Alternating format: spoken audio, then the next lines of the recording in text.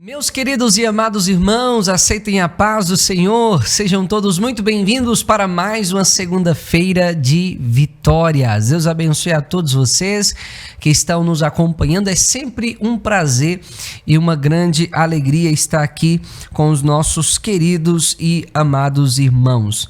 Nós tivemos um pequeno problema, não teve como ir ao ar o nosso estudo da segunda-feira passada, mas estamos aqui pela graça e bondade do nosso Deus, e já que não teve como ir ao ar o estudo da segunda passada, eu queria fazer novamente o comunicado que eu havia feito com os irmãos, de que a nossa série, que seria para esse mês de dezembro, sobre a questão do tempo e o uso do nosso tempo, nós adiaremos um pouco mais para o mês de janeiro. Primeira e segunda de janeiro. Estava em casa estudando sobre o tema, refletindo, lendo, e é um tema que vale a pena adiar um pouco mais, porque são reflexões bastante proveitosas para a nossa vida cristã, né? Então, durante esse mês de novembro, o que a gente vai fazer? A gente vai reviver alguns momentos, né? Nós estamos nos aproximando aí da convenção Janeiro 2022, de 1 a 9, e o Senhor nos deu a oportunidade de trazer uma palavra sobre o ministério do obreiro, né? E nós vamos reviver falando sobre Tíquico, o ministro fiel de Cristo Jesus. Então permaneça conosco, compartilhe o link dessa transmissão, vamos alcançar mais pessoas. Eu tenho certeza que Deus tem uma palavra ao seu coração nessa noite de segunda-feira, e na primeira segunda de janeiro, permitindo Deus, nós começaremos a nossa série mensal, né? Tem esse detalhe também sobre o tempo, e eu tenho certeza que Deus tem muitas bênçãos preparadas para nossas vidas. Mas já que hoje o tema será a respeito do obreiro, do ministro de Cristo, eu quero ler com os irmãos 2 Timóteo capítulo 3, versículos 16 e 17. 2 Timóteo capítulo 3, versículos 16 e 17, a palavra nos diz: toda a escritura é divinamente inspirada e proveitosa para ensinar, para redarguir, para corrigir, para instruir em justiça, para que o homem de Deus seja perfeito e perfeitamente instruído para toda boa obra. Que Deus nos ajude, meus amados, a sermos obreiros aprovados e preparados para toda boa obra na presença do nosso Deus. Vamos orar nesse momento? Senhor nosso Deus e nosso Pai, nós estamos, Senhor, diante da Tua presença para uma vez mais receber a porção da Tua palavra. E nós pedimos a Ti nesta hora, Senhor, fale mesmo ao nosso coração. Nós somos necessitados de ouvir a Tua voz, é a Tua palavra quem nos dá vida, é a Tua palavra quem nos sustenta, quem nos alimenta, que nos dá esperança, e nós pedimos a Ti nesse momento, venha abençoar a cada um dos nossos irmãos e irmãs que estão agora acompanhando essa transmissão, e alimente o nosso coração com a bendita e preciosa palavra do Senhor. Se há algum obreiro nos acompanhando nesta hora, algum irmão, alguma irmã, Pai, que tem feito algo para o Senhor, ou desejado fazer algo para o Senhor, ou até mesmo pensando que nada do que ele faz realmente tem valor diante de Deus, nós pedimos que nesta hora o Senhor venha ministrar ao coração dos nossos irmãos, através da Tua santa palavra, em o nome de Jesus. Amém e amém, Senhor. Glória a Deus. Queridos, desejamos que Deus fale poderosamente ao coração dos irmãos. Nós ouviremos agora esse belíssimo hino e logo após a bendita e preciosa palavra de Deus.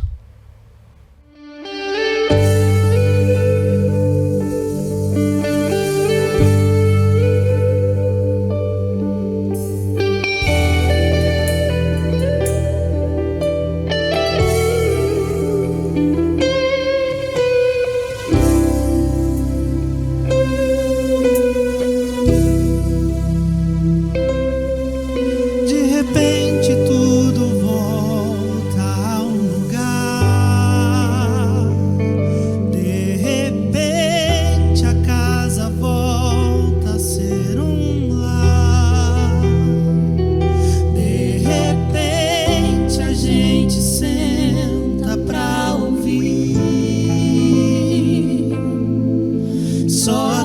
agora a gente para de exigir. De repente a gente volta a amar. De repente dá saudade de abraçar. De repente protegemos os avós, mas na verdade sempre estiveram só. De repente o nosso barco se encheu. De repente não há rio e nem plebeu. De repente todo mundo quer remar, mas sem comandante não saímos do lugar. De repente a gente lembra que pecou. De repente só Jesus é o Senhor. De repente o bem vence o mal. Já não importa o que se fez no carnaval. E se o meu povo, que se chama pelo meu nome,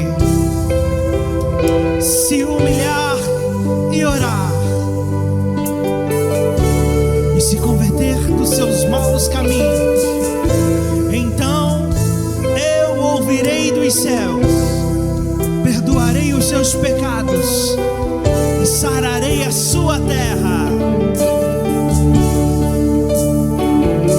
Só há uma esperança, só há uma saída, só há um remédio pra esta ferida.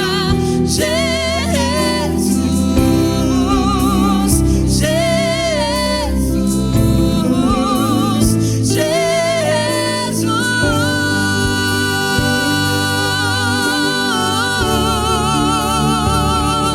Só há uma esperança, só há uma saída, só há um remédio pra esta ferida. Jesus, Jesus, Jesus.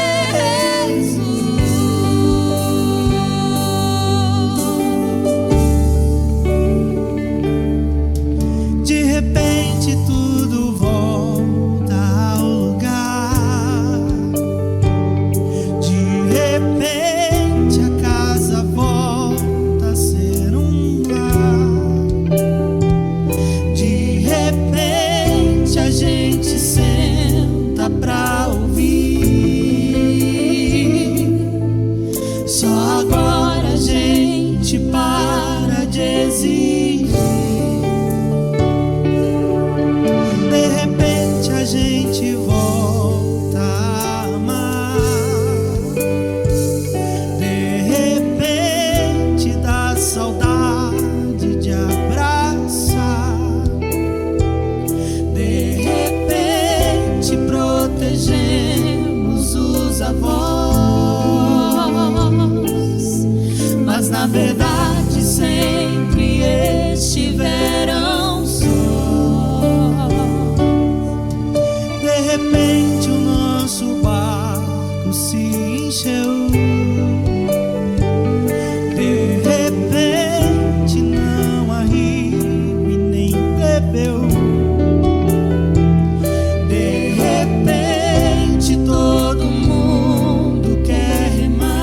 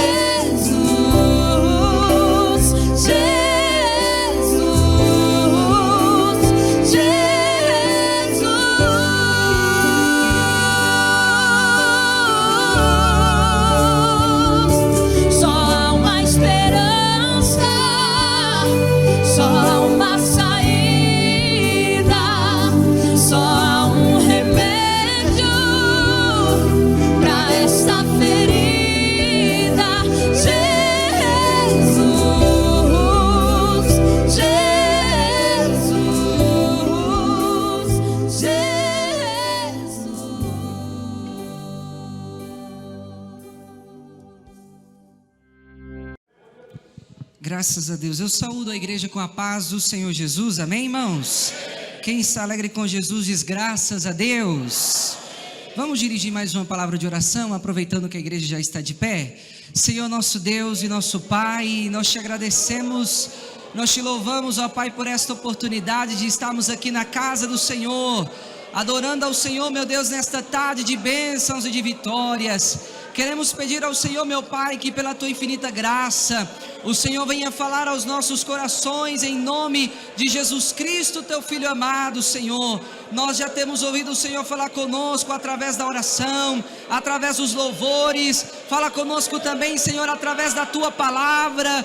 Venha batizar com Teu Espírito Santo aqui nesta tarde. Venha renovar vidas aqui nesta tarde, Senhor, em nome de Jesus. Venha alcançar aqueles que estão enfermos. Venha levantar aqueles que estão desanimados e caídos. Nós acreditamos, ó Pai, no Teu poder, na Tua palavra. Senhor, manifesta a Tua graça entre nós uma vez mais, e fale conosco, Senhor, pela Tua infinita bondade e misericórdia. Glorifica o Teu nome mais uma vez, ó Pai, nas nossas vidas, em nome de nosso Senhor e Salvador Jesus Cristo. Amém e amém, Senhor Jesus. Ainda de pé, irmãos, a carta de Paulo aos Efésios, no capítulo de número 6.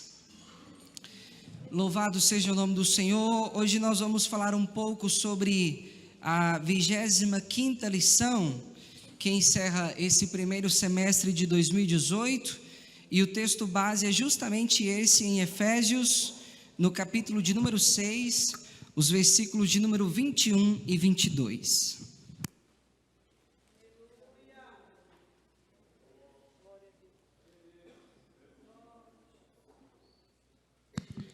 Glórias a Deus. Efésios capítulo 6, versículos 21 e 22. Quem já encontrou o texto da palavra diz amém. Amém.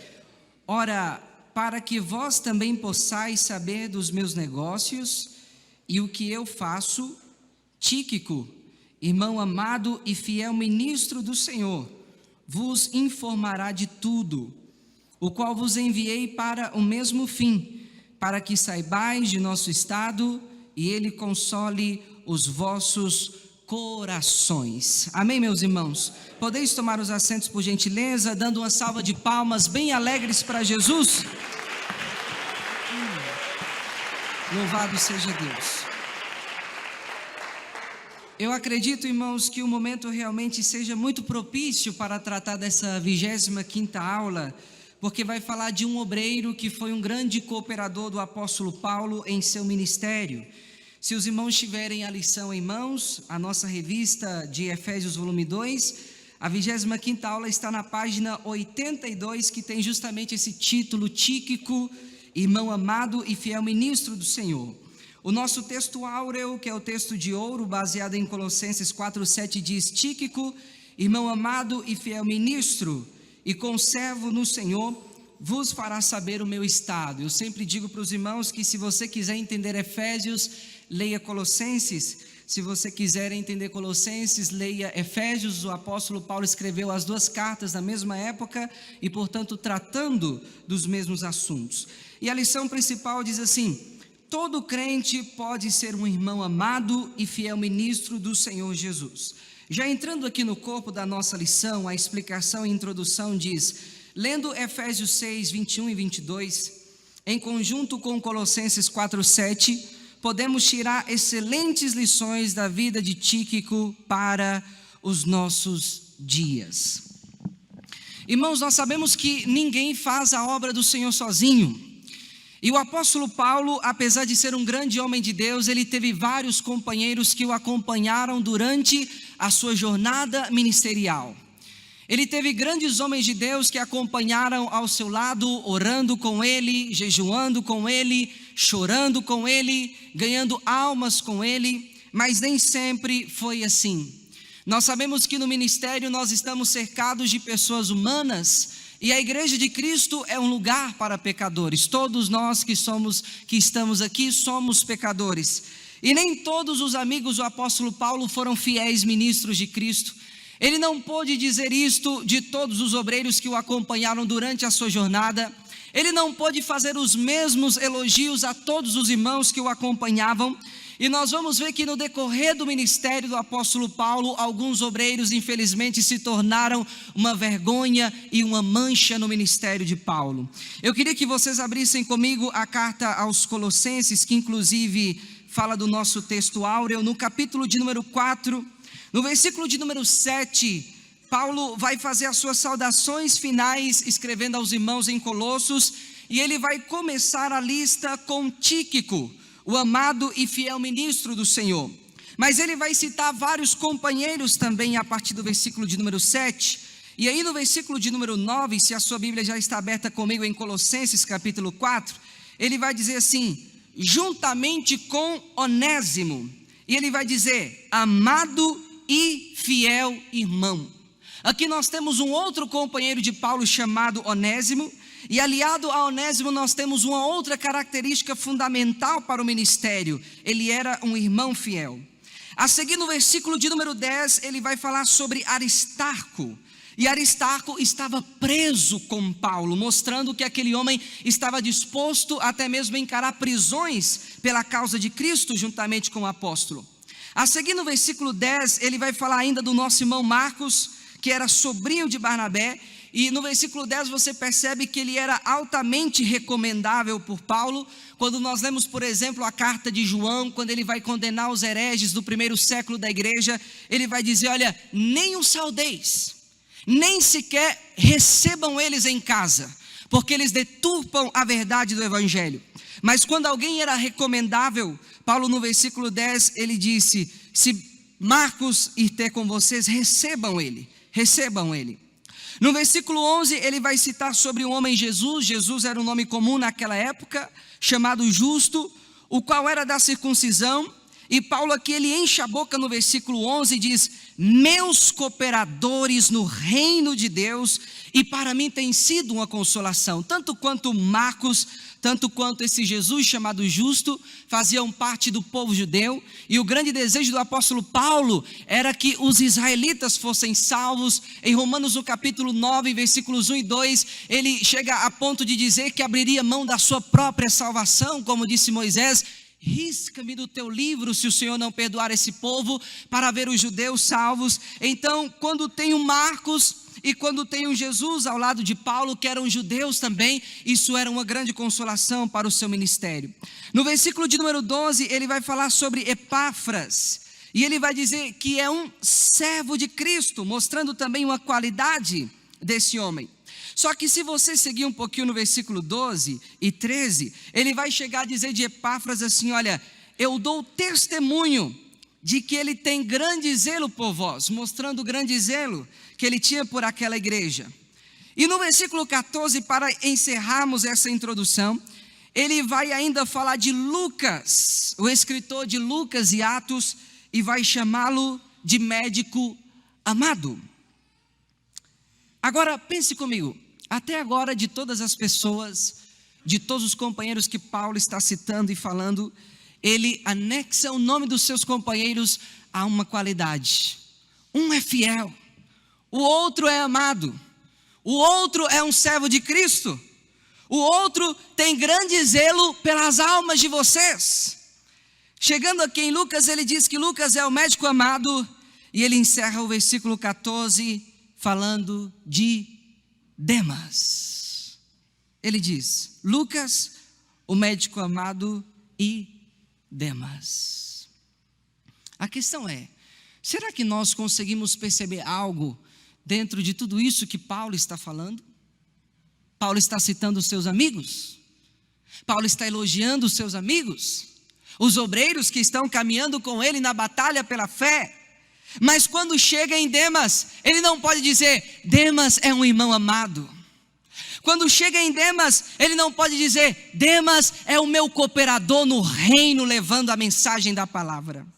Quando chega em Demas, ele não pode dizer: Demas é um ministro de Cristo e um fiel obreiro da casa do Senhor. Quando chega em Demas, Paulo não pode dizer nenhuma dessas qualidades a respeito dele.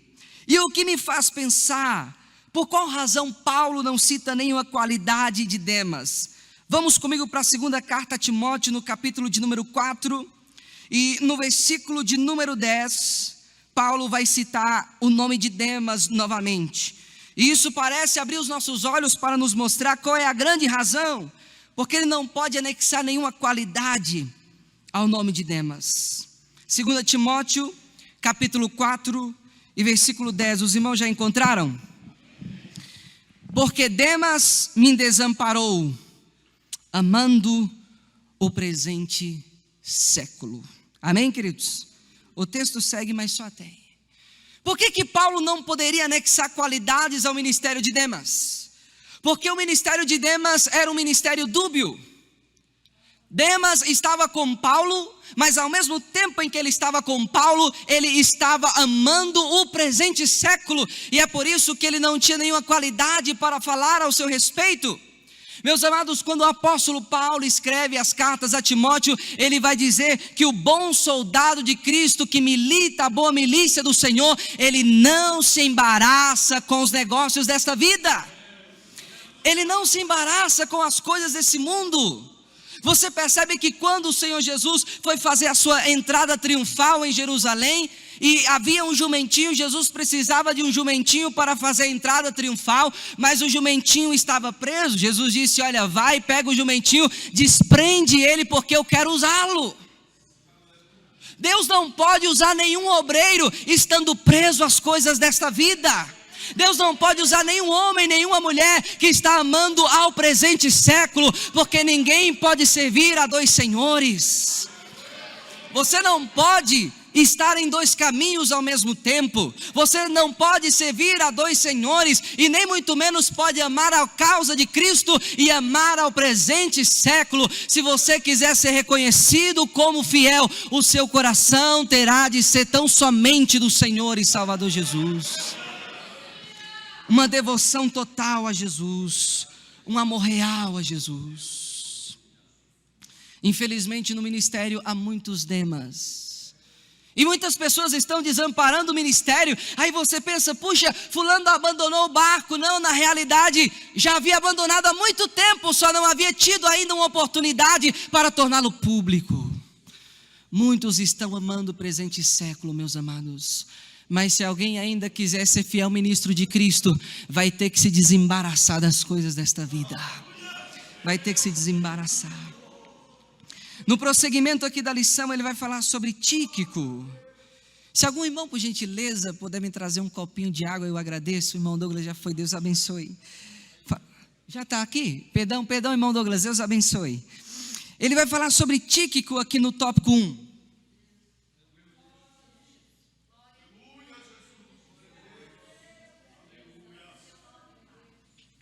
E olha, meus amados, como que segue aqui a lição. Diz assim: era um cristão, companheiro e cooperador de Paulo. Olha quantas citações Paulo faz sobre ele. Atos capítulo 20, versículo 4, 2 Timóteo 4:12, Tito capítulo 3, versículo 12, fora os textos que nós já lemos de Efésios e Colossenses, em que o nome de Tíquico é citado. Perceba que ele é um obreiro extremamente recomendável.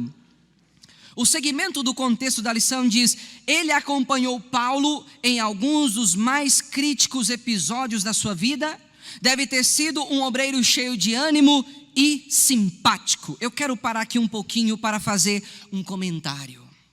A primeira coisa que a lição diz aqui é que Tíquico era um cristão.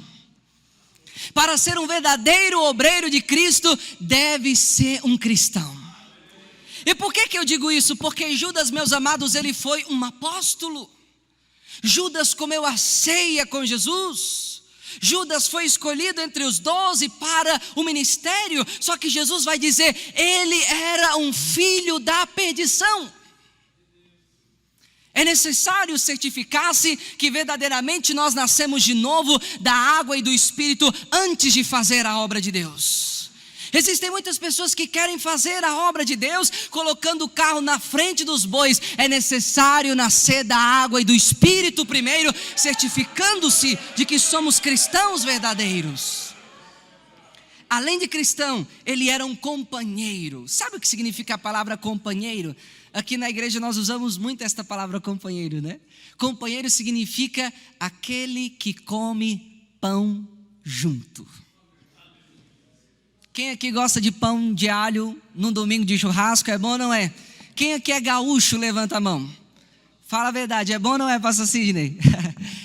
Um pão de alho com churrasco gaúcho, é bom ou não é? É gostoso quando nós temos companheiros para compartilhar esse tipo de pão. É gostoso também quando nós temos companheiro para quando acaba o culto da tarde, senta-se à mesa conosco para um café da tarde, para comer um gostoso pão de queijo mineiro. E esses dias atrás eu quase levei um puxão de orelha das irmãs, porque eu disse que a culinária mineira era a melhor culinária do Brasil, né? E eu fui jantar dias atrás, aliás, anteontem à noite as irmãs me perguntaram: a comida está boa? E eu disse: está boa. E elas perguntaram: essa comida é paranaense ou é mineira? Né? Para um bom entendedor, um pingo é uma letra. Mas companheiro é aquele que come pão junto. É gostoso comer pão de alho, é ou não é? É bom. É gostoso comer um pão de queijo junto, é ou não é? É bom. Mas os verdadeiros companheiros, meus amados, são aqueles que nos ajudam a comer o pão de dores, o pão das lutas. Porque comer pão de alho é fácil demais, qualquer um come, não precisa nem ser companheiro. Para comer pão de queijo é fácil, mas eu quero ver sentar à mesa e comer pão de dores. Aleluia! Eu quero ver sentar à mesa e comer o pão da angústia e das tribulações. Olha o que a lição diz aqui. Ele acompanhou Paulo em algum dos mais críticos episódios de sua vida. Quando Paulo já estava escrevendo a Timóteo no fim do seu ministério, ele diz: todos da Ásia me abandonaram. O campo aonde o apóstolo Paulo mais trabalhou, mais deu a sua vida, mais levantou, arregaçou as mangas e trabalhou pela causa do evangelho, ele disse: sabe os irmãos da Ásia, aonde eu mais trabalhei, aonde eu mais me doei, todos eles me abandonaram. Aleluia. Aleluia. É gostoso, meus amados, estar em uma convenção como essa, onde nós temos muitos irmãos para abraçarem. Mas existem momentos no ministério em que parece que nós estamos sozinhos, em que nós olhamos e dizemos: todos na Ásia me abandonaram, Demas me desamparou amando o presente século. Mas ainda Paulo disse: mas o Senhor esteve ao meu lado. O Senhor esteve ao meu lado. O Senhor esteve ao meu lado. Jesus, quando olhou para os seus discípulos, já quase indo para a cruz, ele disse: olha, hoje o pastor será ferido e as ovelhas se dispersarão, vocês me deixarão só, mas eu não estou só, porque o Pai está comigo. O Pai está comigo. O Senhor, Ele não nos deixa. É gostoso, meus amados, termos companheiros. Em Provérbios 14, verso 20, a Bíblia diz que o companheiro de pobre abandona ele, mas o companheiro do rico é muitos companheiros. É muito fácil ser companheiro de quem coloca alguma coisa na nossa boca, mas é muito fácil ser companheiro de alguém que não coloca nada na nossa boca e ainda precisa de nós, no momento da luta, da dor e da tribulação. Mas eu tenho certeza, meus amados, que Deus tem levantado pessoas fiéis aqui entre nós. Aleluia. Alegrai com os que se alegram é uma grande virtude, mas chorar com os que choram é uma virtude ainda muito maior. É uma virtude ainda muito maior. Em Eclesiastes 4:10, o sábio Salomão vai dizer assim: é melhor dois do que um, porque se um cai, o outro levanta o seu companheiro. É melhor dois do que um, porque dois se aquecem melhor. É melhor um companheiro, meus amados, do que estarmos sozinhos na batalha, porque sozinhos nós não conseguimos chegar muito longe. É como uma pessoa que tem uma perna só, não consegue ir muito longe, mas quando você tem duas pernas, você caminha mais longe. É melhor dois do que um.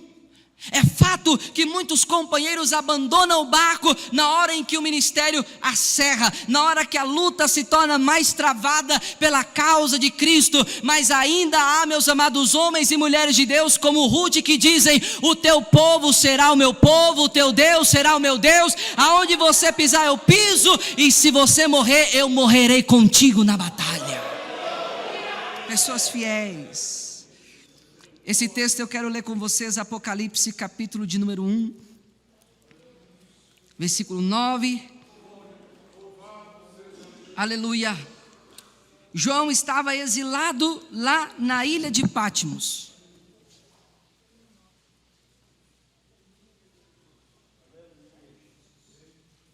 João exilado na ilha de Patmos.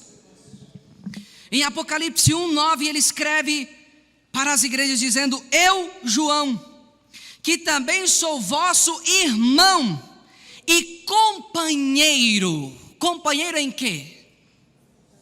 O que está escrito aí na Bíblia dos irmãos? Companheiro na aflição e no reino e na paciência de Jesus Cristo. Estava na ilha chamada Patmos por causa da palavra de Deus e pelo testemunho de Jesus. Há muitos que querem ser companheiro no reino, porque reino fala de fartura, reino fala de glória, reino fala de grandeza, mas para ser companheiro no reino, tem que ser companheiro na aflição também. E é isso que João está dizendo: eu sou companheiro de vocês no reino, mas eu também sou companheiro de você na aflição. Se não tiver o pão de queijo, se não tiver o pão de alho, nós vamos comer o pão de dores e vamos dar glória ao Senhor. Vamos dar glória ao Senhor. O segmento da lição aí no tópico 1 que nós estávamos lendo de Tíquico, que diz assim: seu nome tinha alguns significados, entre eles aquele que nasceu por sorte, e neste caso pode ser que seu nascimento teve lá suas complicações, razão porque seus pais lhe colocaram tal nome, nasceu por um milagre. Outro significado é afortunado ou alguém de muita sorte, e se assim o é, deve-se ao fato de que ele teve muita sorte por ter tido um encontro com Cristo. Por fim, o nome também significa fortuito ou alguém que chega de mansinho, como quem não quer nada, mas querendo, ele era simplesmente disposto a cooperar. Nós aqui não temos essa cultura no Brasil, mas os povos dos tempos bíblicos, eles tinham uma cultura bastante interessante. Eles não colocavam nomes simplesmente para distinguir uma pessoa de outra pessoa. Eles não colocavam nomes simplesmente por uma questão de identidade. Havia algo mais além. Havia algo mais profundo. O nome representava muitas vezes o caráter de uma pessoa. Alguém deve se perguntar: por que Jacó se chama Jacó? Se Jacó significa suplantador, enganador. Ora, o nome de Jacó estava atrelado ao caráter de Jacó, a natureza enganadora de Jacó. E você vai ver que Jacó sofreu muito por enganar o seu pai, e lá mais à frente Labão vai enganá-lo também, porque ele teve que pagar as consequências do seu erro. Mas o nome de Jacó estava atrelado à natureza de Jacó, ao caráter de Jacó. É por isso que Deus mudou o nome dele para Israel. Você vê que muitas vezes Deus vai chamar pessoas e mudar o nome dessas pessoas, como Sarai para Sara, como Abrão para Abraão, como Jacó para Israel. Você percebe isso porque é como se Deus estivesse dizendo: agora eu estou mudando o seu caráter, agora eu estou mudando a sua natureza, agora eu estou mudando a sua vida. Tíquico provavelmente tinha esse nome porque o seu nascimento deve ter sido um milagre, porque o seu nome significa aquele que nasceu por sorte. Isso nos mostra que o nome também na Bíblia aponta para a história de uma pessoa, ou para o propósito pela qual aquela pessoa existe. Um exemplo disso também é o Senhor Jesus. Jesus significa Salvador. Qual é o propósito de Cristo enviar ao mundo? Mateus 1, 27. Porque Ele virá e salvará o seu povo dos seus pecados.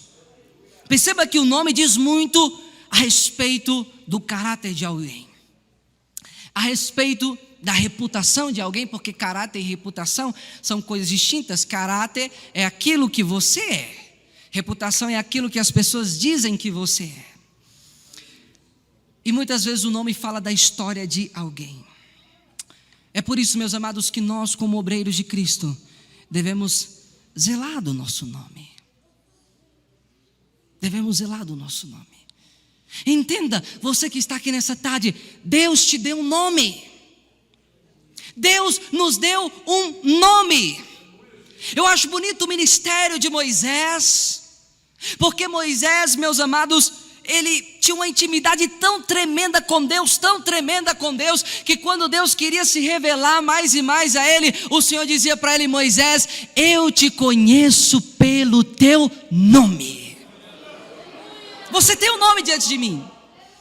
Existiram homens fantásticos na Bíblia. Quando eu leio Jeremias capítulo 15, versículo de número 1, o profeta Jeremias vai interceder a Deus, rogar a Deus, por causa de um Israel pecaminoso que abandonou a lei do Senhor. E Deus vai dizer: Jeremias, nem que Moisés e Samuel se colocassem diante da minha presença por esse povo, eu ouviria a oração deles. Salmo 99, versículo 6. A Bíblia diz que Moisés e Arão estavam entre os sacerdotes de Deus e Samuel entre aqueles que invocavam a Deus, e Deus ouvia a oração deles. Deus te conhece pelo teu nome. O caráter diz respeito ao que você diz de você. A reputação diz respeito ao que as outras pessoas dizem de você. Mas quando Deus diz: eu te conheço pelo teu nome, Ele diz: eu sei quem realmente você é. É isso que o Senhor está dizendo. Uma feita, eu estive lá no pastor Neusivaldo com o pastor Fidelis, e eu não me lembro o nome de um irmão que me disse isso, mas eu achei algo lindo aquilo que o irmão disse. O irmão chegou e fez uma pergunta bem assim: irmão, eu tenho uma pergunta para te fazer. E eu disse: pode falar, se eu puder ajudá-lo. Ele falou assim: de quem o crente desconcertado é conhecido? E a princípio eu não entendi a pergunta do irmão. Mas como assim, de quem o crente desconcertado é conhecido? Falei, sinceramente, não consegui entender a sua pergunta. Ele diz bem assim: porque naquele dia que ele se apresentar diante do Senhor, ele vai dizer: nós pregamos em teu nome, oramos em teu nome, falamos em teu nome. E o Senhor vai dizer: eu não conheço o seu nome, eu não conheço você. Mas por outro lado também eles vão fazer algumas coisas, e o diabo diz assim: olha, Jesus eu conheço, Paulo eu bem sei quem é, mas vós, quem sois? Não importa, meus amados, se nós somos conhecidos ou não pelos homens. Não importa se somos reconhecidos ou não pelo povo. O que importa é como Deus nos enxerga e como os demônios nos enxergam. Quando os filhos de Sebas foram expulsar aqueles demônios, eles disseram: Jesus nós conhecemos e temos outro nome que nós conhecemos também. Nós conhecemos o nome de Paulo. Paulo era conhecido pelos céus e conhecido pelo inferno também. Existem muitas pessoas que estão procurando a glória dos homens. Eu preciso ser visto pelos homens. Eu preciso que o meu nome seja aclamado. Não, meus amados, quando os discípulos voltaram alegres do ministério, dizendo: nós fizemos coisas extraordinárias, Senhor, estamos tão alegres. O Senhor disse: alegrai-vos, porque o vosso nome está rolado no livro da vida dos céus. Vosso nome está sendo lembrado lá em cima. Vamos para o livro do profeta Daniel. O nome fala da nossa integridade. Daniel, no capítulo de número 1, vai falar sobre o processo de aculturamento dos jovens judeus no reino de Babilônia. E no capítulo de número 1, versículo 6, vai dizer: e entre eles se achavam dos filhos de Judá Daniel, Ananias, Misael e Azarias. E os nomes deles foram mudados, né? Daniel chamou-se Belsazar, no versículo de número 7, e os outros amigos Sadraque, Mesaque e Abednego. Daniel no hebraico significa Deus é o meu juiz, e Belsazar significa Bel protege o rei. Uma importante divindade babilônica. O que eles estavam fazendo? Porque se Daniel significa Deus é o meu juiz, significava que Daniel tinha uma conexão espiritual com o Deus a qual o seu nome representava. Porque o nome também significava para ligar as pessoas a divindades locais. Você sabia que tem muitas pessoas que colocam o nome dos seus filhos em algum dia de santo. Quem aqui já viu isso? Não é muito comum? Coloca o nome em algum dia do santo, alguma coisa assim, para quê? Na intenção de ligar a pessoa àquela divindade. É isso que eles estão fazendo aqui. Vamos conectar eles às nossas divindades. Só que eu acho bonito, meus amados, é que em meio a toda essa bagunça, Daniel continua sendo Daniel. Vamos para Daniel no capítulo de número 10. Nos versículos 1 e 2 ele vai dizer: no ano terceiro de Ciro, rei da Pérsia, foi revelada uma palavra a Daniel, cujo nome se chama Beltsazar. A palavra foi revelada a Daniel. Chamam ele de Beltsazar, mas o nome dele é Daniel. É Daniel. E diz mais: e a palavra é verdadeira e trata de uma guerra prolongada, e ele entendeu essa palavra e teve entendimento da visão. Naqueles dias agora ele está fazendo autobiografia. Naqueles dias eu quem? Eu, Daniel, estive triste por 3 semanas completas. Espera aí, todo mundo chamava Daniel de Beltsazar, mas quando ele tratava de si mesmo, ele sabia: meu nome não é Beltsazar, meu nome é Daniel. É Daniel. Volta um pouquinho aí no capítulo 9, no versículo 21 e 22, o anjo Gabriel vem em resposta à oração de Daniel. E no capítulo 9, versículo 22, vai dizer: e me instruiu, ou seja, o anjo me instruiu, e falou comigo, e disse. O que o anjo disse para ele? Daniel. Que coisa maravilhosa. Deus te conhece pelo teu nome, então cuida do teu nome. A Bíblia diz que o obreiro do Senhor deve ter uma boa reputação, não só apenas aqui dentro da igreja, mas principalmente daqueles lá do lado de fora. Agora, por outro lado, manter uma boa reputação aqui dentro da igreja é muito fácil. É muito fácil eu vir aqui e colocar uma máscara. Só que uma das características do obreiro é sinceridade. E sabe o que significa a palavra sinceridade? Geralmente lá Jesus e os apóstolos viveram debaixo do Império Romano, e a cultura prevalecente era a cultura grega, por isso nós falamos de cultura greco-romana. E havia muito teatro naquela época, então eles faziam uma máscara de cera e colocavam aquela máscara. Quando a Bíblia fala sincero, está querendo dizer literalmente sem cera, sem máscara, de cara limpa. Agora tem outro detalhe: antigamente se fazia muitos vasos e havia muito comércio de vaso. Por isso que o apóstolo Paulo, em suas cartas, ele vai falar sobre vaso de honra, vaso de desonra, vaso de ira, vaso de misericórdia, porque o comércio de vasos era algo comum naquela época. E às vezes alguém comprava um vaso quebrado sem perceber. Sabe por quê? Quando algum vaso se quebrava, aí alguns comerciantezinhos espertos iam lá, colavam com cera e passavam um esmalte, pintava. Aí o leigo ia lá, comprava um vaso caro, sem saber que o vaso estava quebrado. Mas quando alguém tinha entendimento, sabe o que fazia? Quando ele iria comprar o vaso, ele colocava o vaso em frente à luz do sol. Aleluia. E quando colocava em frente à luz do sol, o sol mostrava onde a rachadura estava. Aleluia. Meus amados e queridos irmãos, aqui nesta tarde, o Senhor está colocando as nossas vidas perante o sol da justiça, perante a luz da sua palavra, e Ele não quer achar rachadura em nós. Ele não quer achar rachadura em nós. Cuidemos do nosso caráter e da nossa reputação. Melhor é o bom nome do que as muitas riquezas, diz a Bíblia. Aqui ele prossegue dizendo sobre o irmão amado: vamos seguir porque o nosso tempo não espera. Há muitas pessoas que dizem que o relógio não é convertido. O relógio é muito convertido. Ele sempre dá a hora certa, se não tiver com a pilha fraca, né, irmãos?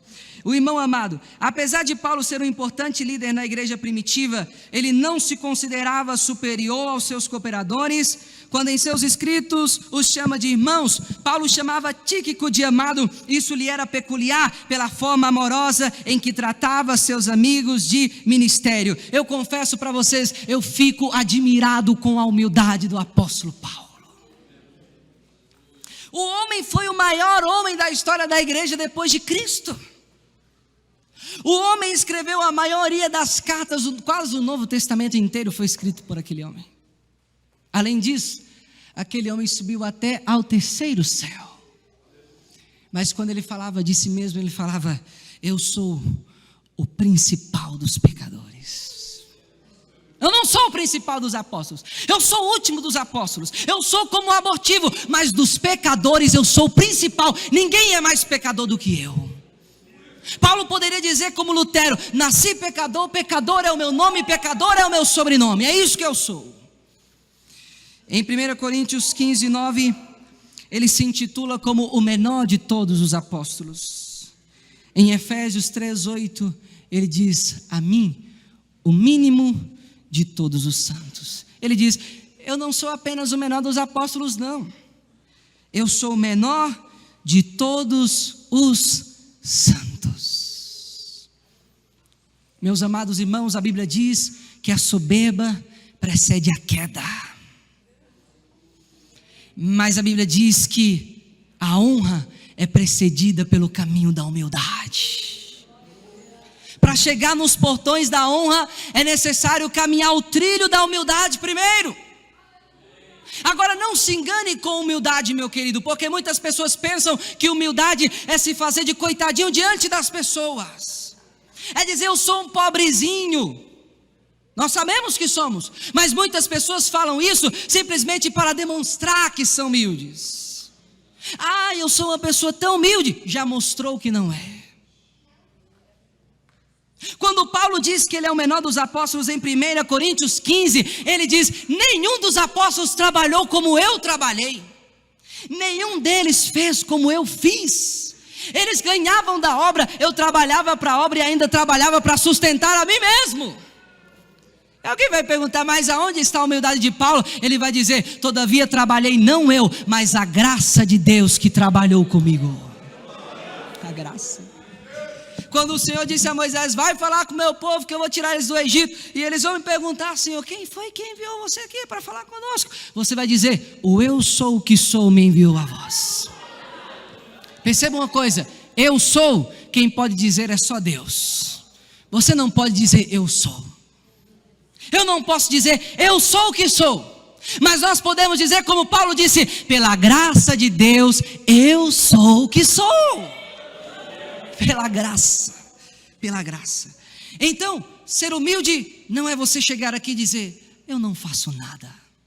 Ser humilde é dizer: eu não faço tudo. Ser humilde não é dizer: eu não consigo fazer nada. Ser humilde é dizer: eu não consigo fazer tudo. Eu preciso da ajuda dos meus irmãos. E Paulo, mesmo sendo um grande homem, ele entendia que ele precisava de outras pessoas para trabalharem com ele. Como é bom nós reconhecermos isso. O segmento diz assim: o fato de Paulo desfazer-se de alguém tão precioso como Tíquico, enviando-o a Éfeso, mostrava o quanto ele amava os irmãos de lá. Os fiéis servos do Senhor têm como praxe ou como costume preferir o bem-estar público aos seus interesses pessoais e particulares. Paulo estava preso. E você sabe que lá no fim da sua vida ele vai dizer que estava só, poucos companheiros fiéis permaneceram com Paulo até o fim. E mesmo assim ele vai abrir mão de Tíquico, para Tíquico saber como que a igreja estava. Aleluia. O obreiro de Cristo, meus amados, não pode ser egoísta. Eu vou falar algo aqui, por favor, não me interprete mal. Mas sabe o que significa a palavra idiota na sua etimologia? Idiota significa, na sua raiz original, alguém que olha só para o seu umbigo. Umbigo. Alguém que olha só para si mesmo. Alguém que não se preocupa com a dor dos outros. Alguém que não se preocupa com a dor alheia. Isso significa a palavra idiota. O que isso quer dizer para nós? Existem muitas pessoas, meus amados obreiros, que ao invés de cuidar da casa do Senhor, da igreja de Deus, a igreja não é nossa, a igreja é de Deus. A igreja é de Deus. querem cuidar de si mesmo à custa das ovelhas de Deus, pensando apenas em si mesmo. Paulo não, Paulo disse: olha, Tíquico, você é um companheirão, Tíquico, mas tem uma igreja lá que está precisando de você. Eu abro mão do seu companheirismo para você ir lá cuidar daquelas almas que estão lá precisando da sua ajuda. Eu acho bonito que quando Paulo escreve a carta aos Filipenses, Paulo também estava preso, e ele disse assim: a melhor coisa para mim é partir e estar com Cristo. E no original grego ali, a palavra partir muitas vezes era usada no campo, quando alguém estava arando os bois. Quem aqui já trabalhou arando os bois, né? Coloca a canga ali, não é? Na junta de bois, e eles vão puxando o arado. A hora que dizia: acabou o trabalho, a terra está arada, é hora de partir, significa é hora de tirar a canga dos bois e deixar eles descansarem. Quando Paulo diz: é a melhor coisa para mim partir estar com Cristo, ele está dizendo: o meu ministério é pesado, o meu fardo é pesado, a minha responsabilidade é grande, mas partir estar com Cristo é melhor, porque chegará o momento em que o Senhor tirará a canga e vai dizer: descansa, Paulo, descansa. Mas tem uma coisa: eu julgo mais necessário me cansar um pouco mais. Eu julgo mais necessário trabalhar um pouco mais e ficar ainda nesse corpo sofrendo apedrejamento, prisão, açoites. Sabe por causa de quê? Por amor de vós. Por amor de vós. Em 2 Timóteo 2, 8 a 10, o apóstolo Paulo vai dizer bem assim: eu tudo sofro por amor aos eleitos de Deus. Paulo poderia dizer com toda a sinceridade da sua alma: eu me engastarei e me deixarei gastar pela vossa alma. O verdadeiro obreiro de Cristo, meus amados, ele é tão abnegado que ele pensa mais nos outros do que em si mesmo. Mas eu estou perdendo a minha vida. Não estou dizendo que nós não devemos cuidar de nós, tá? Não se engane. Paulo disse a Timóteo: cuida de ti mesmo e da doutrina. Paulo, quando estava em Mileto com os presbíteros, diz: cuidai de vós mesmos e do rebanho. Nós devemos cuidar de nós. Mas tem um detalhe: nós devemos cuidar da causa de Cristo. Devemos cuidar da igreja. E você está perdendo a sua vida? Claro que não. No reino de Deus nunca se perde. No reino de Deus sempre se ganha. No reino de Deus as coisas acontecem diferente do mundo natural. No reino de Deus, quando você está fraco, é aí que você é forte. No reino de Deus, quando você perde a sua vida, é aí que você ganha a sua vida. Tente ganhar a sua vida no reino e você perde ela. Tente ganhar a sua vida no reino e você perderá. Mas perdendo, você a ganhará. O Senhor Jesus diz: o grão de trigo caindo na terra, se ele não morrer, não gera nada, não dá fruto. Mas se ele morre, gera muito fruto. Se nós, como obreiros de Deus, queremos dar frutos para o Senhor, vai ser necessário crucificar a nossa vida com Cristo e dizer como Paulo disse: eu estou crucificado com Ele. Quando Jesus levantou a cesta de pão ao céu, apresentou o Pai. Jesus já tinha orado e o milagre não tinha acontecido. Mas quando Jesus parte o pão começa a multiplicar. Amém? Às vezes, para criar resultados no reino, nós estamos partidos. Existem obreiros aqui entre nós que são obreiros quebrados, a sua saúde quebrada. Pessoas que se entregaram tanto pela causa de Cristo, que gastaram a sua saúde, gastaram a sua vida, gastaram o seu tempo, gastaram o seu dinheiro e estão quebrados. Mas à medida que Deus os quebrava, o pão do evangelho ia se multiplicando e almas sendo salvas. Aleluia. Quando Dionísio chegou diante das feras no Coliseu de Roma, ele disse: que venha sobre mim as feras e todo o poderio das trevas e do inferno, e que os dentes das feras me moam. Sabe por quê? Porque eu sou o trigo de Cristo, e eu vou ser moído e amassado até me tornar um pão puro para o Senhor. Essa é a característica do obreiro. Vamos seguir que nós temos que terminar. Fiel ministro, tópico 13, diz assim: desde o início do cristianismo que muitos se mostram infiéis dentro do ministério, como foi o caso de Judas Iscariotes em relação a Jesus. No caso dos apóstolos também não foi diferente, certamente com Paulo não poderia ser. No entanto, o apóstolo teve o privilégio de encontrar um fiel amigo e companheiro de ministério que foi Tíquico. Ele era uma pessoa de confiança de Paulo, companheiro de viagens e por muitas vezes cumpriu missões importantes de visitas às igrejas. Sabe o que significa a palavra fiel? Aquele que faz aquilo que se propôs fazer. Eu confesso para os irmãos que eu tenho medo de virada do ano, sabia? Porque virada do ano, nós corremos o risco, um perigo, de fazer muitas resoluções com Deus e não cumprir as nossas resoluções. De fazer muitos votos com Deus e não cumprir os nossos votos. De passar o ano e dizer: eu não fiz nada para Deus em 2017, eu vou fazer em 2018. De 2018 para 2019 diz: eu ainda continuo não fazendo nada para Deus. Isso é infidelidade. O obreiro fiel faz aquilo que se propôs fazer. Ele cumpre o seu chamado. Meus amados, nós temos que entender algo. Um dia eu e você vamos comparecer ante o tribunal de Cristo. E não pense que o tribunal de Cristo de 1 Coríntios 13, Romanos 15 é um tribunal para pessoas perdidas. Somente os salvos do arrebatamento da igreja participarão desse tribunal. Tem outros julgamentos, julgamento de Israel, julgamento das nações, juízo final, mas o tribunal de Cristo é para os salvos, é para a igreja.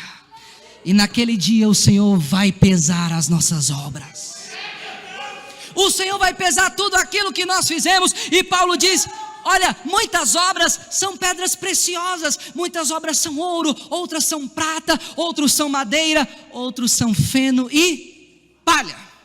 Vou fazer uma pergunta: quem aqui já tropeçou, andou esbarrando aí em um pedaço de diamante? Alguém? Se andou esbarrando, me fala aonde é o caminho que eu quero passar por ele. Alguém aqui já esbarrou em uma barra de ouro, sim ou não? Mas quem aqui já trupicou em um pedaço de madeira e machucou o pé? Um pedaço de pau, não é assim? Arranca cabeça do dedo, vai para o médico, tem que passar metiolate, um tanto de coisa. É assim ou não é? E por que você tropeça sobre essas coisas? Porque madeiro, tronco, pedaço de pau estão à vista sobre a terra, mas ouro, diamante, pedras preciosas estão debaixo da terra. Precisa cavar para achar. Você está entendendo? O obreiro de um ministério fiel é difícil. Tem que se cavar, não é coisa fácil que se encontra por aí, não está tão exposto, mas eu temo, meus amados, que muitos de nós obreiros estamos ajuntando um caminhão de palha. Aleluia! Tem muitos obreiros, escute isso, tem muitas pessoas que fizeram poucas coisas, mas fizeram coisas valorosas. E tem muitos obreiros que vão chegar com um caminhão de obras diante de Deus, e o Senhor vai dizer: o que é esse montão de palha que você está trazendo? E quando o Senhor atear fogo, isso vai perecer tudo, não vai sobrar nada. Não vai sobrar nada. Nada. Aleluia. Mas a verdadeira obra receberá a plena recompensa. No Salmos 12:1, o salmista diz: Senhor, são poucos os homens fiéis, Senhor. Tanto é que, usando o salmista profeticamente, o Senhor vai dizer: os meus olhos procurarão os fiéis da terra. É difícil, obreiro fiel. O Senhor está procurando fiéis. Aquele que tem olhos como chama de fogo, aquele que passeia entre os 7 candeeiros, ele está passando aqui nesta tarde. Aleluia! E ele está cheio de olhos por dentro e por fora, como diz a Escritura. Ele está procurando obreiros fiéis. Mas eu tenho que encerrar esse ponto, porque além de ser fiel, Tíquico era fiel ministro. E a palavra ministro no original usada aqui por Paulo em Efésios é a mesma palavra para diáconos no grego, que significa servo. Mas eu queria analisar outro aspecto da palavra ministro com vocês em 1 Coríntios, no capítulo de número 4.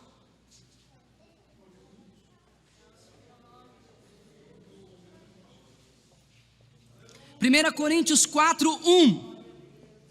que os homens nos considerem como ministros de Cristo e despenseiros dos mistérios de Deus. Agora, o que é ser um ministro? Alguém acha que é simplesmente um servo? Não, a palavra ministro vai muito além. Essa palavra que Paulo está usando aqui no grego é hiperetes. Guarda essa palavra, hiperetes, porque ela tem significados maravilhosos. Sabe o que era um hiperetes? Em uma casa de um senhor de escravos, havia aqueles escravos mais chegados, mais amados, que eram os escravos de casa. E havia outros escravos que cometiam crimes, e muitas vezes esses escravos eram condenados a serem ministros, ou hiperetes.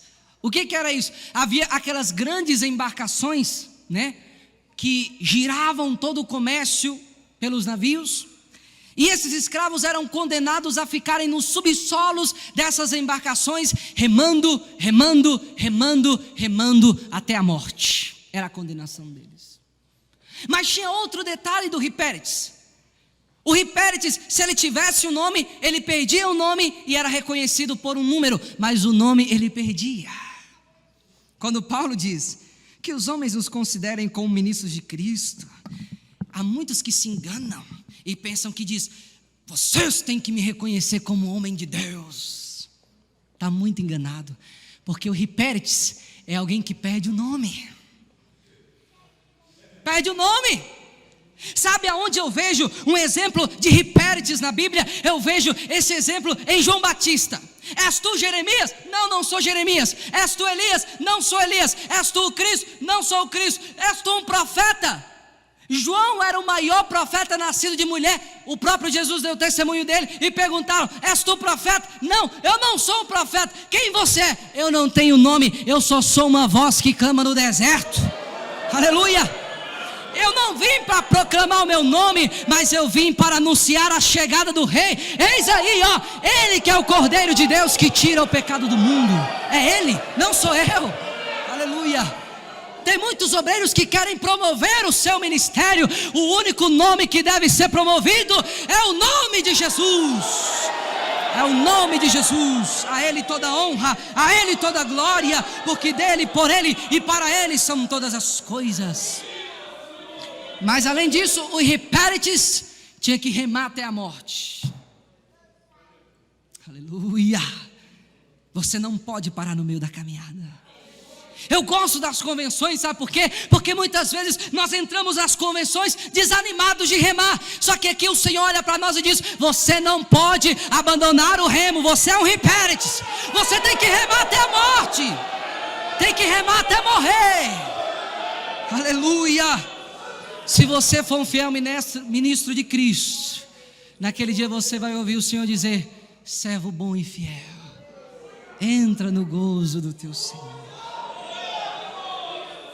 Vamos adiantar, nós temos pouquíssimos minutos. Agora o texto do conservo diz assim, conservo é um auxiliar ou alguém de confiança que está à disposição de outrem para o representar de forma oficial. Tíquico era um dos que iam no lugar de Paulo quando ele não podia visitar alguma igreja por ele fundada ou supervisionada.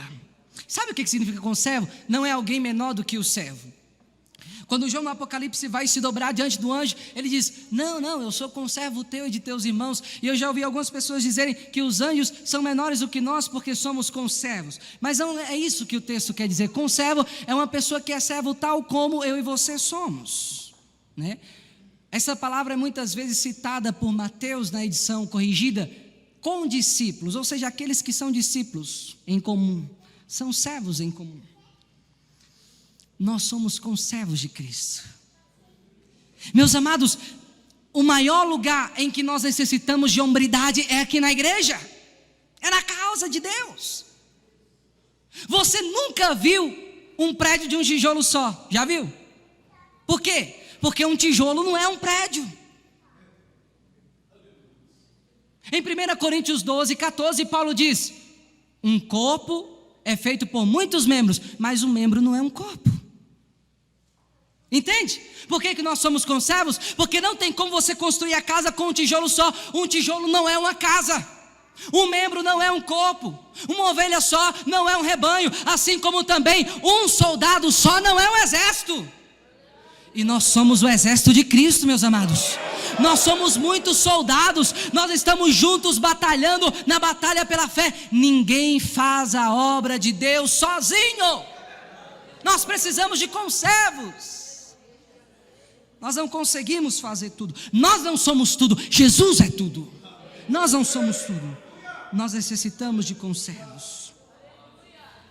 Então eu vejo muitas pessoas dizendo: a igreja sou eu. Você não é a igreja, nós somos a igreja.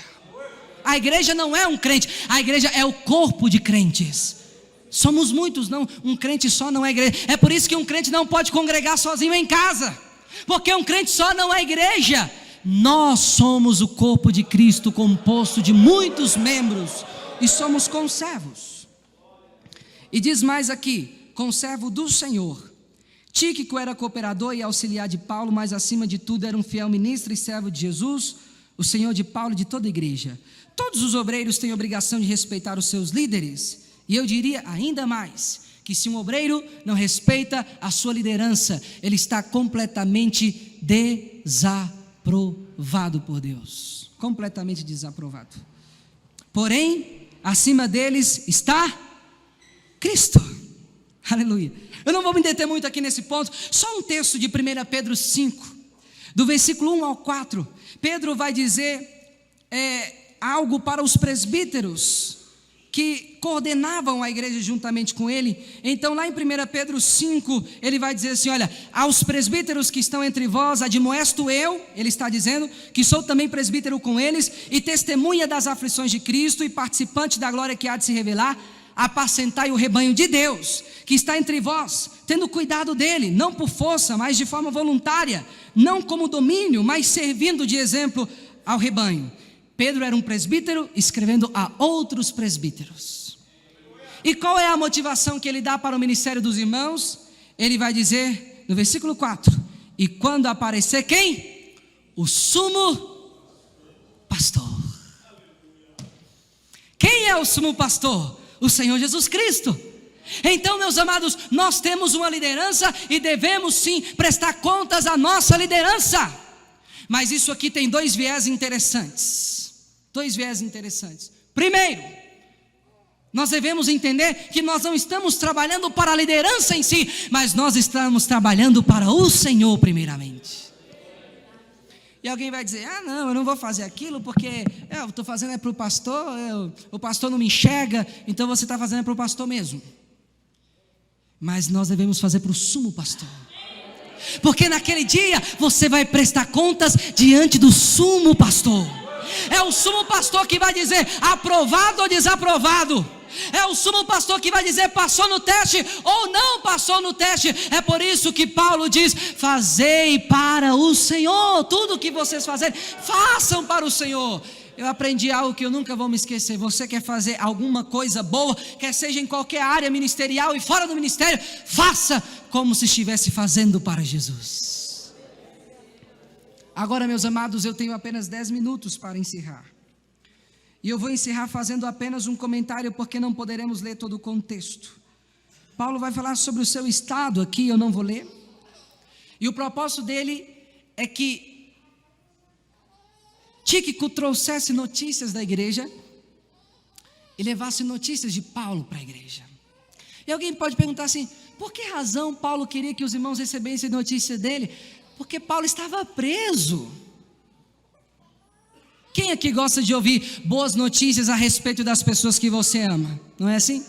Estava comentando há dias atrás com os irmãos que eu fui criado com uma prima minha e ela sofria de lúpus, e com 24 anos ela morreu. Vai fazer quase 2 anos. E eu sabia, nós estávamos orando por ela, ela estava no hospital. Quando foi 5 horas da manhã, um certo dia a minha mãe me liga. Quem vai ligar 5 horas da manhã para dar boas notícias, né? Eu já perdi as forças, porque eu sabia o que tinha acontecido. A minha prima tinha partido. É tão ruim quando você ouve notícias ruins acerca das pessoas que você ama. Fulano está doente, né? Fulano está preso. Fulano desviou. Ou fulano morreu. É tão triste. Mas eu quero dizer para você: Paulo estava preso, mas isso não era triste notícia. Quando Paulo escreve lá aos Filipenses, ele vai dizer bem assim: olha, eu estou preso, mas sabe de uma coisa? Eu estou aqui pregando no pretório, ou seja, no palácio, e sabe o que eu estou fazendo? Eu estou ganhando almas para Jesus. E tem outro detalhe: os irmãos que ouvem falar das minhas prisões se animam a abraçar mais e mais a causa de Cristo. A igreja ficava feliz, porque estava dizendo: puxa, Paulo está firme, ele está preso e está pregando a palavra, então nós aqui estamos livres, vamos pregar a palavra também, vamos segurar no cabo do arado e vamos trabalhar, porque Paulo estava preso, mas a palavra de Deus não estava presa. A palavra de Deus tinha livre fluxo, salvando pessoas do pretório e salvando pessoas em toda aquela região, através do ministério de Paulo. E agora a nossa conclusão vai dizer assim, vou ler apenas parte que diz: veja o que Tíquico fazia no ministério de Paulo. O apóstolo o enviou à igreja de Éfeso para informá-los sobre como estava, o que fazia, o que pregava, e ainda para confortar os irmãos. Parece algo simples falar do ministério de outrem. É o que trata aqui a lição. E diz mais que há muitos cristãos que olham para si mesmos como alguém que não conseguem encontrar um ministério. Nós vamos parar aqui e encerrar. Essa semana da convenção eu fui ao banheiro e tinha um irmão comentando sobre os obreiros da casa do Senhor que trabalham para o Senhor. Ele diz: irmão, eu venho à igreja, eu fico feliz de estar ali no banco, isso é louvável, mas eu não faço nada para Jesus. É o pensamento de muitos cristãos, né? Mas há dias atrás eu estava em outra congregação falando sobre fazer a obra de Deus, e quando acabou, uma irmã chegou para mim e falou bem assim: eu estou saindo daqui feliz. Aí eu falei: por que a senhora está feliz? Aí ela falou: porque eu tinha uma preocupação na minha cabeça, eu nunca preguei, eu nunca cantei, eu nunca tive uma oportunidade lá na frente, então eu pensei: eu não faço nada para Jesus. É um engano. Todos nós temos um dom de Deus. 1 Pedro capítulo 4, ele diz: cada um administra o dom que recebeu. Ou seja, em Romanos 3, Paulo diz assim: olha, nós todos éramos inúteis. Por que ele fala isso? Porque todos pecaram e destituídos estamos da glória de Deus. Nós éramos inúteis, mas a partir do momento que Jesus te salvou, você não é inútil mais. Você tem algo para fazer. Mas acontece que muitos pensam que o ministério está restringido apenas a pregar, ou a ensinar, ou a cantar aqui na frente. Há muitos tipos de ministério, meus amados irmãos. Paulo fala do ministério de socorro. O que é o ministério de socorro? Sabe quando às vezes você está indo pregar na igreja, o carro quebra, aí você tenta falar com um, tenta falar com outro, ninguém pode te ajudar, mas aí você lembra: aquele irmão lá, aquele irmão, ele não nega ajuda, eu vou falar com ele, ele vai me ajudar. É ministério de socorro, é ministério. Ministério não é apenas pregação, socorro também é ministério. Eu vou dizer algo aqui que eu nunca disse para um público como esse que eu estou falando hoje, pela graça do Senhor. Mas quando eu cheguei aqui em Curitiba para a escola de formação de obreiros, aleluia, eu recebi uma ordem para lavar o banheiro da igreja. E sabe o que aconteceu? Eu encontrei uma irmã que brigou comigo, porque eu estava lavando o banheiro da igreja no lugar dela. Aleluia.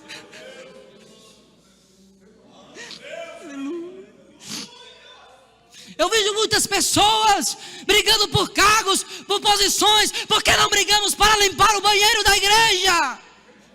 Limpar o banheiro da igreja é ministério, sim. Aleluia. Limpar o banheiro da igreja é ministério. Aquela irmã disse: desde lá do Carmo eu limpo os banheiros da igreja, e essa é a única coisa que eu faço para o meu Senhor Jesus. Talvez você nunca pregou, meu irmão, nunca cantou, mas presta socorro para alguém. Exerça misericórdia sobre a vida de alguém. Evangeliza, entrega um panfleto. Se você estiver entrando por aquele pátio e vê um papelzinho de bala no chão, pega ele e joga no lixo. Deus te dará recompensa por isso. Deus te dará recompensa. O nosso trabalho no Senhor não é vão. Não importa qual o seu ministério, se é pregar, ou se é limpar o banheiro da igreja. Não importa se você é um Paulo ou se você é um Tíquico, o importante é que você é um fiel ministro de Cristo. Fica de pé, palmas para Jesus, recebamos o nosso pastor. Vamos finalizando por aqui, meus amados. Deus abençoe a todos vocês que nos acompanharam. E segunda-feira que vem, vamos reviver mais momentos como esses com vocês aqui em nosso canal IPJC Oficial. E em janeiro, se Deus quiser, começaremos a nossa nova série de estudos bíblicos, falando a respeito do tempo, né? Vamos aproveitar o gancho aí do início do ano. Como aproveitar esse momento oportuno que Deus tem nos dado da melhor forma possível? É disso que nós vamos falar na nossa primeira série, Permitindo Deus, de janeiro de 2022. Fiquem todos na paz do Senhor Jesus e até a próxima segunda-feira, permitindo o nosso Deus.